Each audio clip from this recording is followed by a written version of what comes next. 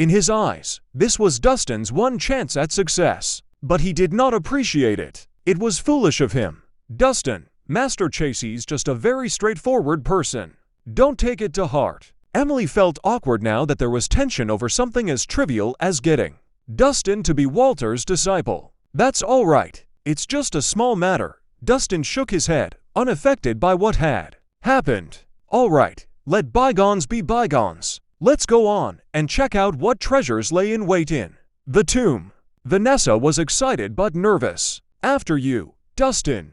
Emily smiled. They quickly caught up with the rest of the group. Once they entered the tomb, it was pitch black all around them. They could not even see their fingers in front of them.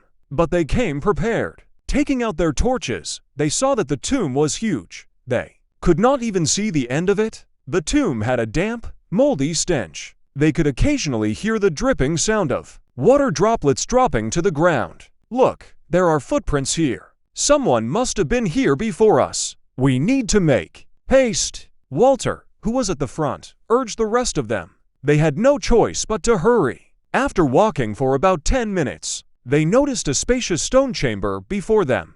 Upon entering the stone chamber, they saw many crates scattered around it. The crates had all been pried open. Someone had been there and taken everything.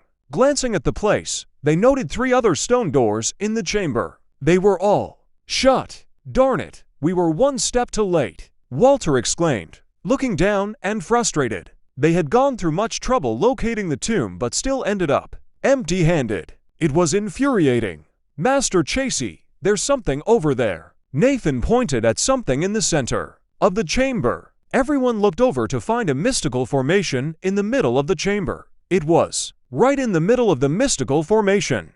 A pitch-black sword stuck straight up from the ground. The entire blade of the sword was buried in the ground, leaving only the hilt exposed. Though it was in a sheath, it radiated a sharp glow. Anyone could tell at a glance that it wasn't an ordinary object. Right in front of the sword, there was a message. The celestial blade appears to slay all evil, only by the fated one to wield. It's a treasure. Walter's eyes lit up at the sight of the black sword. He immediately rushed up to it, but when he got near to the mystical formation, he paused. Iris was a top-notch grandmother. With her cultivation level, she could easily set up a trap that could kill a grandmother on the spot. He had to be very careful. Ben, go and pull the sword out. Walter took a glance backward and pointed at one of his disciples, who was very well built. Me, Ben swallowed dryly. He couldn't help but feel nervous about it. He wasn't a fool either. He knew that that was no ordinary sword.